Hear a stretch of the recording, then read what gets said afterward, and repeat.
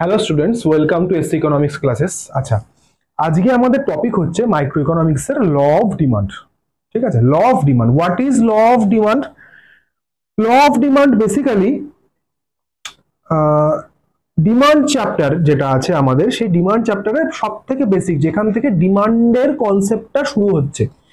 ঠিক আছে, যেখান থেকে ডিমান্ডের কনসেপ্টটা শুরু হচ্ছে, অর্থাৎ আমরা যখন মাইক্রো ইকোনমিক্সে কনজিউমার হিসেবে বিহেভ করি, অ্যাজ আ কনজিউমার যখন আমরা বিহেভ করি মাইক্রো ইকোনমিক্সে, তখন আমরা কি করি?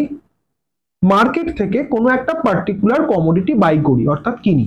কেন কিনি না? পার্টিকুলার সেই কমোডিটিটা আমাদেরকে কোনো রকমের ইউটিলিটি বা স্যাটিসফ্যাকশন দেয় বলেই কিনি। ঠিক আছে, কিন্তু এই পুরো অ্যাকশনটার মধ্যে প্রাইসের একটা ইম্পর্টেন্ট রোল রয়েছে। দুটো অ্যাক্সিস রেখেছি, এটা 2D model, 2 dimensional model. Vertical অ্যাক্সিসে আমি প্রাইস মেজার করছি, হরাইজন্টাল অ্যাক্সিসে আমি কোয়ান্টিটি মেজার করছি। ঠিক আছে, তাহলে প্রাইস আর কোয়ান্টিটি ডিমান্ডেড, এই দুটো ভেরিয়েবলের মধ্যে ল অফ ডিমান্ড একটা রিলেশন তৈরি করছে। ঠিক আছে, তো এই রিলেশনটা কি? রিলেশনটা হচ্ছে একটা ইনভার্স রিলেশনশিপ। ইনভার্স রিলেশনশিপ কেন না? জেনারেলি অ্যাজ আ কনজিউমার আমরা কিরকম বিহেভ করি? ইন জেনারেল, যখন কোনো কমোডিটির প্রাইস ইনক্রিজ করে, তখন সেই কমোডিটির ক্ষেত্রে আমরা কি করি? ডিমান্ড কমে যায় না বেড়ে যায়?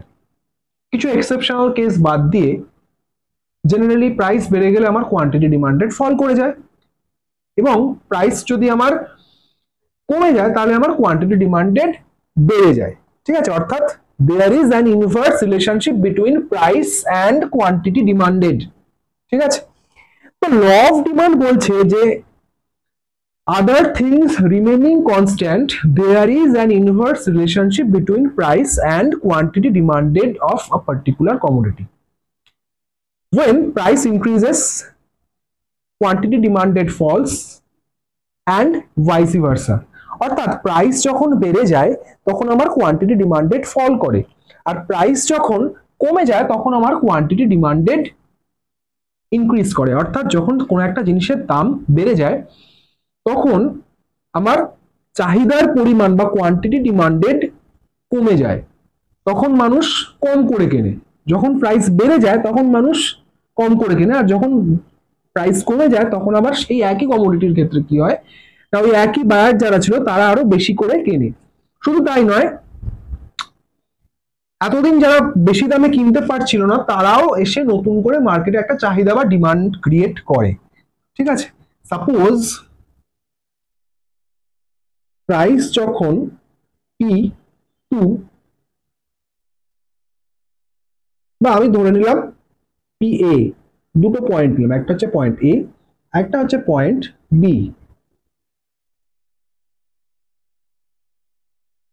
যদি আমার প্রাইস ফল করে PA থেকে PB হয়, তাহলে করেসপন্ডিং যে কোয়ান্টিটিটা ছিল সেটা হচ্ছে QA, আর এটার করেসপন্ডিং কোয়ান্টিটি হচ্ছে QB। তাহলে প্রাইস যদি ফল করে, আদার থিংস রিমেনিং কনস্ট্যান্ট, আমার কোয়ান্টিটি ডিমান্ডেড কি হচ্ছে? রাইজ করছে। এটা আমার অরিজিন, এখানে আমার প্রাইস এবং কোয়ান্টিটি দুটোই জিরো।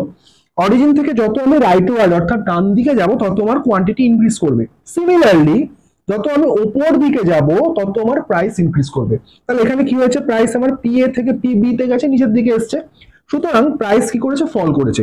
আর কোয়ান্টিটি ডিমান্ডেড কি হয়েছে? ইনক্রিজ করেছে। তাহলে একটা ইনভার্স রিলেশনশিপ পাচ্ছি না? ঠিক আছে, যদি উল্টোটা হতো, অর্থাৎ PB থেকে PA তে যেত, অর্থাৎ পয়েন্ট B থেকে পয়েন্ট A তে যেত অ্যালং দ্য ডিমান্ড কার্ভ, তাহলে আমার কি হতো? প্রাইসটা PB থেকে বেড়ে PA হতো, এবং কোয়ান্টিটি ডিমান্ডেড রাইজ করে কমে গিয়ে আমার QB থেকে QA হতো। Very important. ঠিক আছে, তাই একটা ইনভার্স রিলেশনশিপ পাচ্ছি। ঠিক আছে, এখানে আমরা একটা কথা বলছি, সেটেরিস পারিবাস, অর্থাৎ other things remaining constant. Law of demand লেখার সময় এটা লিখতেই হবে, আদার থিংস রিমেনিং কনস্ট্যান্ট। তো এই আদার থিংস গুলো কি কি? আদার থিংস হচ্ছে গিয়ে প্রাইস ছাড়া এমন কিছু ফ্যাক্টর আছে যেগুলো আমার কোয়ান্টিটি ডিমান্ড বা ডিমান্ডকে অ্যাফেক্ট করতে পারে। যেমন যেমন হচ্ছে কি ইনকাম অফ দ্য কনজিউমার, আমাদের আয় বা ইনকামের উপর ডিপেন্ড করে আমরা কতটা কোনো কমোডিটি কিনতে পারবো কি পারবো না। সরি, সেকেন্ড হচ্ছে কি প্রাইস অফ রিলেটেড কমোডিটিস, ঠিক আছে, প্রাইস অফ রিলেটেড কমোডিটিস দু রকমের হতে পারে। একটা হতে পারে আমার সাবস্টিটিউট গুডস, অর্থাৎ যখন আমরা একটার পরিবর্তে আরেকটা জিনিস ইউজ করি। আরেকটা হতে পারে কমপ্লিমেন্টারি গুডস বা কমপ্লিমেন্টারি আইটেমস, যখন আমরা দুটো কমোডিটি একসাথে ইউজ করি। ঠিক আছে, together, we use them together. তো প্রত্যেকটার প্রাইস মানে রিলেটেড কমোডিটির ক্ষেত্রে কি হয়, প্রত্যেকটার প্রাইস আমার এফেক্ট করে। কিরকম, আমরা একটা এক্সাম্পল দিই। ধরো পেপসি আর কোকা কোলা, এই দুটো তো সাবস্টিটিউট, অর্থাৎ একটার পরিবর্তে আমরা একটা ইউজ করি। তাহলে একটার দাম বেড়ে গেলে কিন্তু আরেকটার ক্ষেত্রে ডিমান্ডের একটা চেঞ্জ হবে। ঠিক আছে, তো এইভাবে কি হয়, রিলেটেড কমোডিটি সবসময় আমার ডিমান্ডকে এফেক্ট করতে পারে। তাহলে এটা আমার আদার থিংস এর মধ্যে রয়েছে। আর কি হতে পারে, ফিউচার প্রাইস এক্সপেকটেশন হতে পারে। যেমন ল অফ ডিমান্ড বলছে যে প্রাইস যদি ইনক্রিজ করে তাহলে কোয়ান্টিটি ডিমান্ডেড ফল করবে।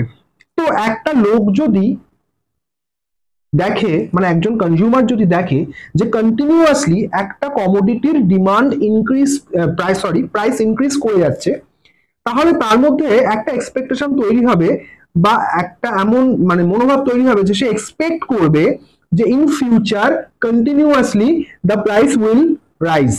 তাহলে সে কি করবে, তাহলে তার ফার্স্ট অপশন, তার প্রথমেই যেটা মনে হবে তাহলে আমি এখন কম দামে কিনে রাখি, এখন তো কম বেড়েছে, আমি এখন এই কম দামে কিনে রাখি। তাহলে প্রাইস ইনক্রিজ করা সত্ত্বেও সে কি করবে, আরো বেশি করে বেশি করে আরো কনজিউম করবে, অর্থাৎ বেশি করে আরো কিনবে। ঠিক আছে, তাহলে এইগুলো হচ্ছে আদার ফ্যাক্টরস। এমন কিছু ফ্যাক্টরস থাকে যেগুলোকে আমি আনচেঞ্জ বা কনস্ট্যান্ট ধরে নিচ্ছি এবং ধরে নিয়ে আমি এই পুরো লটাকে তৈরি করছি। কারণ সমস্ত ফ্যাক্টর যদি একসাথে আমি কাজে লাগাই তাহলে আমার পুরো জিনিসটা, মার্কেটটাকে স্টাডি করতে বা অ্যানালাইজ করতে পারবো না। ঠিক আছে, তো এই হচ্ছে আমার বেসিক, একদম বেসিক ল অফ ডিমান্ড। এরপরে আমি আস্তে আস্তে সবকটা কনসেপ্ট আমি ক্লিয়ার করব বা কভার করব। তো ঠিক আছে, আজকের ক্লাস এইটুকুই।